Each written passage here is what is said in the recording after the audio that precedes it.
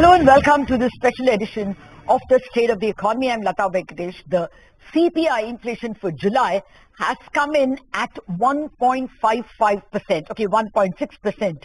This is the lowest reading in 8 years. The last we saw it was in June of 2017.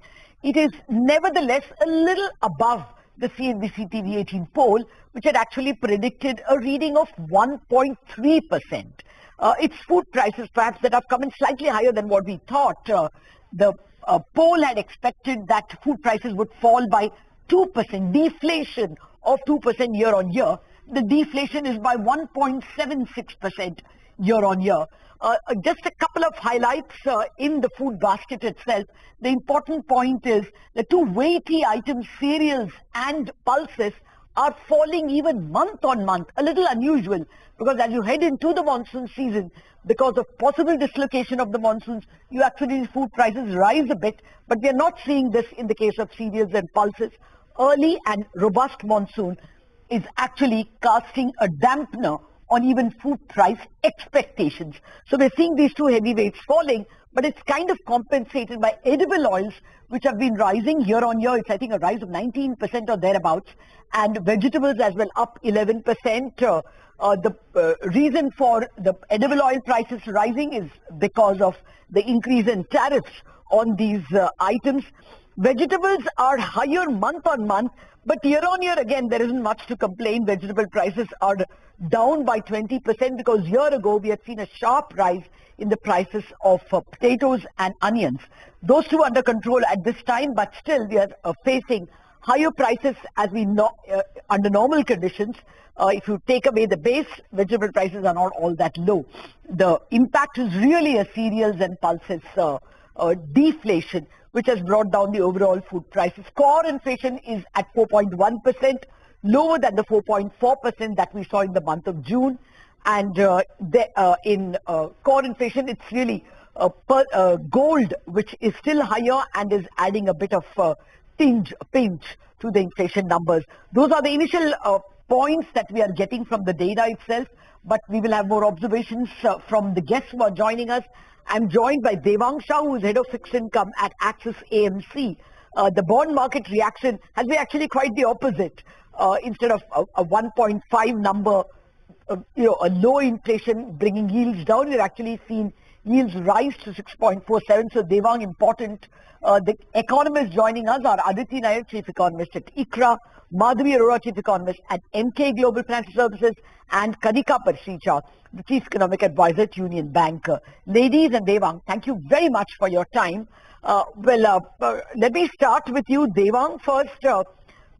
Bond yields have risen and prices fallen even after the inflation number by, I think, 1 basis point. It was 6.46 before the inflation number came in. Your first thoughts? Yeah, so I think, Lata, I heard you 20 minutes back. I think you were talking about the fears which markets are having, and actually bond markets have actually gone into a complete dislocation at this point of time. I would say 2 or 3 things. Importantly, I think was a catalyst last year for the rally, for all the macro environment which was weakening, positive demand supply dynamics thanks to fiscal consolidation and open market operations. And lastly, I think all put together, the overall fiscal consolidation which we have happened over so long. All of these catalysts are no longer working, and that is what is worrying, I think, bond markets. Bond markets are sniffing that this is the end of the rate cut cycle. Incrementally, in fact, as RBI pointed out in their MPC, that if next year inflation is going to be above 4.5, at least the Q1 number, and they printed at 4.9, then the room for rate cuts is significantly out.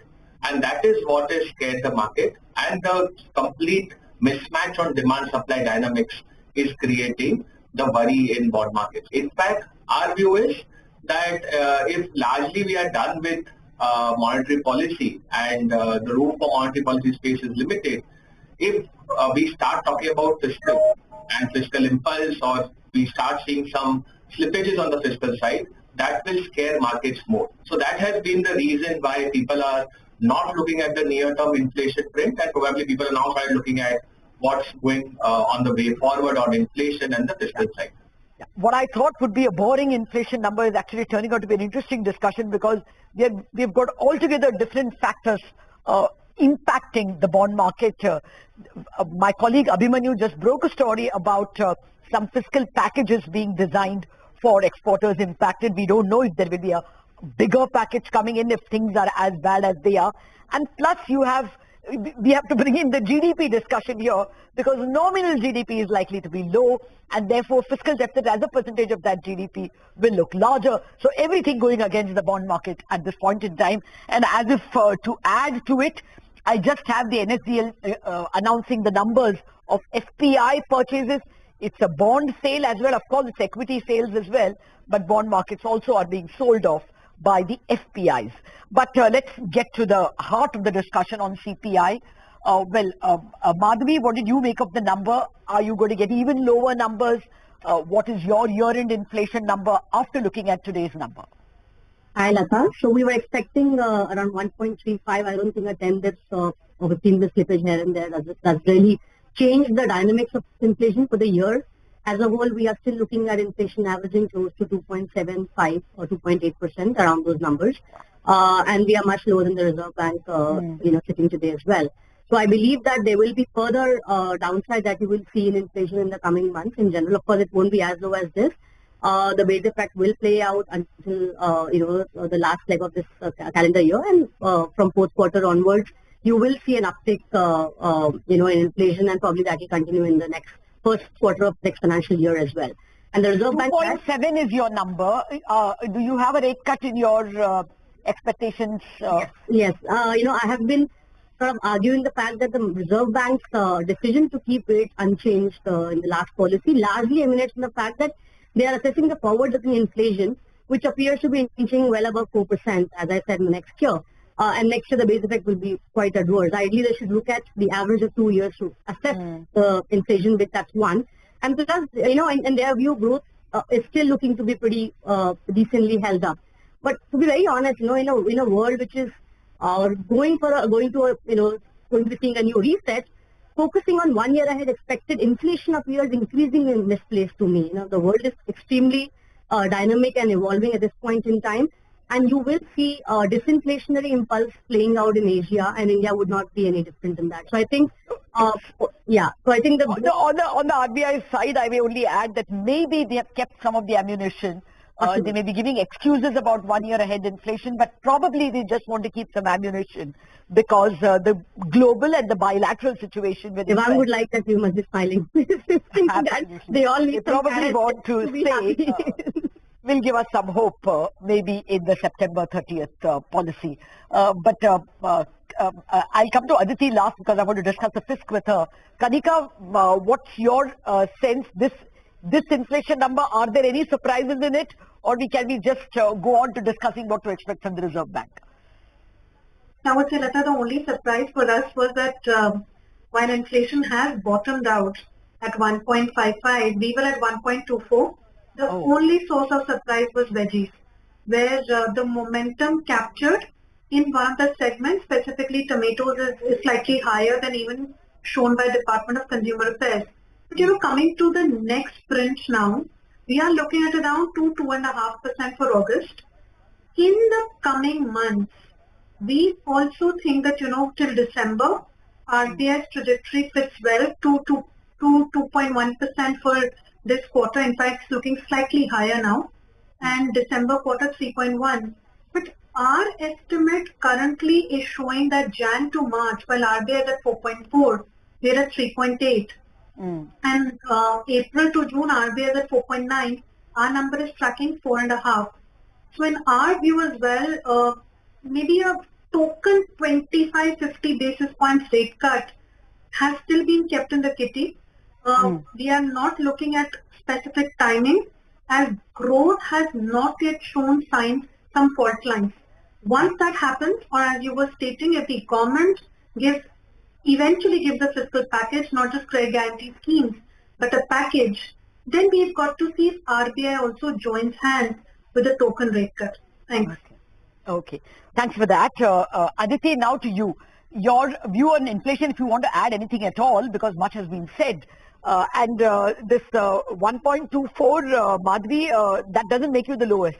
I had a 1.1 from Citi and a 1.14 from SBI. So there were people who are kind of slightly surprised by the food inflation number. You all wouldn't have been surprised if you had gone out to buy tomatoes. I had to pay 100 rupees for tomatoes. So I kind of sympathize that the vegetable inflation is at least reflected. You go out and tell people that inflation is at 2% or 1.5%, and that food inflation is at a deflation of 1.7, they are going to laugh at you. Cauliflower is selling at 160 rupees a kilo. Beans, French beans are almost unaffordable, even more than 160 rupees. So this is just a fall from a very high level, which makes it look like deflation, but otherwise things are difficult on the food level. But okay, that's taking it away. Aditi, your thoughts on inflation, and more importantly on the fisc. Are we going to, as Devang says, be faced with probably a slightly higher borrowing? No, firstly, we were, looking at a 1.4% for this month, so not terribly surprised. Definitely the bottom. Next month, we're looking at a print around 2% or thereabouts. And for the year as a whole, we're looking at an average of 3 to 3.2%. And we do think we'll cross 4% in Q4. So now on the monetary policy side, we thought that it was an opportune time to have cut rates in the previous policy because the optics are definitely going to be very difficult from the inflation side going ahead. Now coming to the growth argument to support, a token rate cut as Kanika put it, we're actually running a 6.7% real GDP growth forecast for Q1 at this point in time. That data will be out in a couple of weeks, right? And we think that that's going to be the highest growth print for the full year. So the August print is not going to give you the bad news on GDP growth. That's going to come much later in the year. And what are a couple of the factors that have really propped up the GDP growth print for Q1, or at least our expectation? We've had majorly front-loaded government spending, both from the center and the states. CapEx and RevEx numbers are looking a lot better. And that is something that is likely to push up the Q1 growth number. Now that actually leaves less room to spend as we go forward. Similarly, some exports have been upfronted, at least to some geographies. And there again, it's a cannibalizing effect, right? There's less that we're going to be doing later on. So unfortunately, we may be in for a tapering off of the growth rates going on out, even if the tariff situation gets resolved in the next couple of months and, in a relatively better position for India than what it might be. Okay. Let me get one round of your GDP numbers. Of course, all of you have to assume whether we should go with 50 or whether we should go with 25% on the tariff front. But nevertheless, what are your working forecasts, work in progress now? Aditi, your GDP number, full year? I'm at 6%. Okay, so 6.7 Q1 and 6% full year. Madhvi? 6% with a massive downside risk if we are being slapped at 50% tariff, which would lead to nearly 60 bits or more slippage in growth. But assuming we somewhere settle on 25, I think we still would see at least 25 bits hit to my number. Okay. And Q1? Q1 around 6.8. Sorry, 6.8. Same as Aditi. Okay, same as Aditi. Kanika? So Lata, we are at 6.3 right now. Q1 is at 7. We have not yet revised full year numbers, but the 25% tariff hike impact is around 30-40 basis points. So we may go to 6% with a downward bias for the full year. Yes. Now, if I'm going to ask a slightly more difficult question to the three of you, but before that, let me finish with Devang on the bond front. Devang, there is, of course, this expectations channel which has been blocked by the Reserve Bank changing its stance from accommodative to neutral. Perhaps a crack will open in the door later on because of growth reasons, we don't know. But what is your sense about even the demand for bonds in the market? I hear insurance companies are not buying as they were expected to buy when we were looking at the borrowing numbers in April, when the government put out the borrowing program. I hear LIC is not a buyer anymore. It's almost absent from the market. So our demand, and of course, as we noticed, FPIs are not buying. Is there a surprise there? So, see, our perspective is that, as you highlighted, the demand-supply dynamics is getting deteriorated. First half of the year, we had all the catalysts. We were expecting rate cuts. We had big bank OMOs. So, actually, RBI funded 5 lakh crores of the entire government borrowing. But in the second half of the year, because of the liquidity, which the way RBI has kept it at today, also durable liquidity is upwards of 4.5 lakh crores. And with the CRR coming in, we will see the liquidity quite ample. And you pointed out that the demand side has started to get weakened. And our perspective is that the demand supply dynamics is actually at the core why the bond markets are not performing. I perfectly agree with all the other panelists and your view also that yes, there is a possibility of a token rate cut and it's not completely done. But I think bond markets are looking at more two perspectives. One is the pace or the amount of rate cuts now is significantly limited. So at the fag end of the cycle, bond markets don't perform. You pick up any cycle in the last 15 years. And the second piece is this demand supply dynamics, which is getting deteriorating. It is also, I think, amplified by the way SDL borrowing has been. So the state development loan borrowing for the year is projected upwards of 11 lakh crores. Last year it was at around 10 lakh crores. So higher SDL, the demand getting probably skewed. This year we are not seeing the buyers. Also there have been some guideline changes in pension funds where they are shifting a bit of their allocation. We have heard it from multiple pension funds that they're shifting their allocation from bond markets to equities this year. So all of this is actually adding up to the dislocation and the demand supply dynamics. Okay, that's also not a very good sign for equity markets. When the most conservative element starts buying equity, it usually indicates a weakening off even on that front. I hope I'm wrong. But I want from our economists the more important analysis of what they expect on nominal GDP. That discussion after the break. We are back in a jiffy.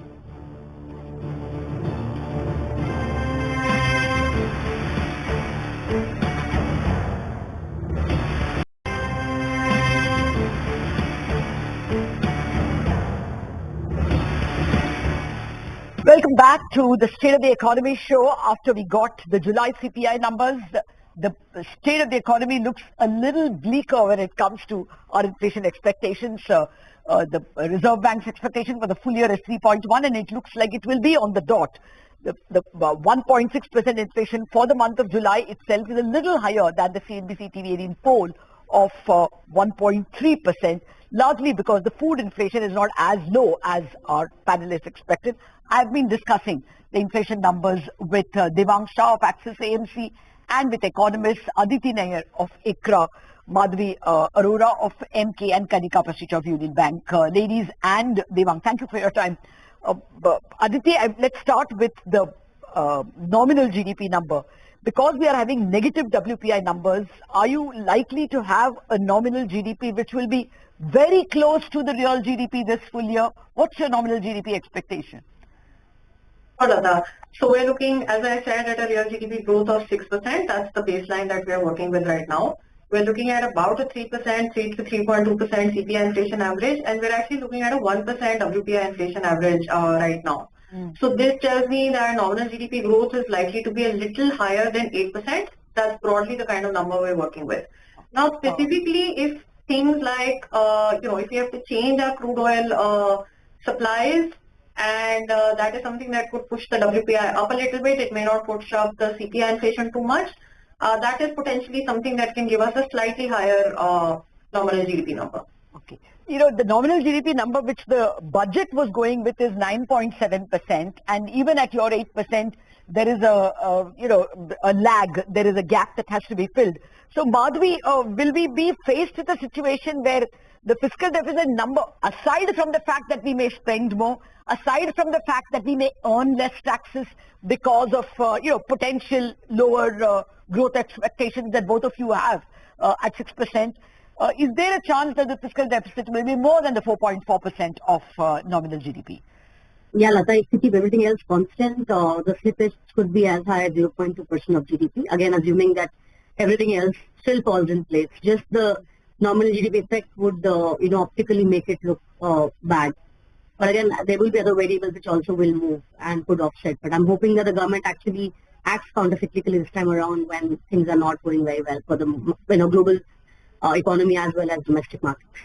You have a nominal GDP number? Yeah, we're looking at around 8.4-ish, actually lower. If I adjust if WPI is in line with my expectations, it could actually be lower than 8.4 as well for the year. Okay. And similar question to you, Kanika? So I'm at actually around 7.5, 8, Lata, because 1% WPI, 70% weight and nominal GDP in the GDP deflator, 30% is for CPI at 3, so around 7.5, 8. Okay. Okay. So in which case we are likely to undershoot the budget's expectation of the nominal GDP and therefore a higher fiscal deficit. Devang, any guesses on what the market is looking at now? Are they looking at a higher issuance or is it only a demand problem? What I heard was that probably the government will manage it with higher T-bill, because the T-bill borrowing has been estimated at 0. Maybe they'll borrow through T-bills and not bonds, but what is the bond market working with? So my perspective is, if you look across at today, it's not that we are all expecting any kind of higher borrowing numbers. I think as you highlighted rightly, I think it is more the demand side perspective, where some bit of real money investors, as well as we have seen a change in HTM guidelines also for banks, which again, banks are not buying in largely a wage cycle is over. They are also not participating in long bonds. So yes, there is a possibility that second half of this year, where they announce the calendar, they might rejig a part of the borrowing and probably borrow less on the long bonds and shift a bit to the treasury bills on the short end of the curve. Curve is also steep today. If you look at the curve, the 5-year GSEC is 620, 25, 30 levels. The 10-year GSEC is at 645, 50 levels, and the 30-year GSEC is at 750. So the curve is already quite steep. So yes, we can see some bit of rejig. If that rejig happens, we might see some bit of relief rally. But structurally, I think last part of the rally is behind us. Definitely, we can intermittently, because there has been a 30 basis sell-off from bottom, we can see some tactical rallies. Okay. Well, that's well taken that, we may see a rejig in the borrowing program, but the three economists are telling us that the nominal GDP could be a good 1.5 percentage point lower than what the government has estimated, and that might mean an optically higher fiscal deficit this year, even if the government didn't spend more. But chances of a higher expenditure and chances of a lower than expected revenue from taxes are very much on the cards. While it is the CPI inflation number that we are discussing now, all eyes will be on the growth number that will come on August 31st for the first quarter, and more importantly, what are the lead indicators telling us about the festival season demand, the tariffs, and the growth for the full year. It looks much gloomier than we thought on the growth front, especially on the nominal GDP front. Well, that's keeping the bond market very unhappy. We have to wrap up this special edition of the State of the Economy. On that note, ladies, Aditi, Madhvi, and Kanika, thank you very much for joining us. Devang, thank you very much for your market perspective. That's it on this edition. More news and updates lined up for you.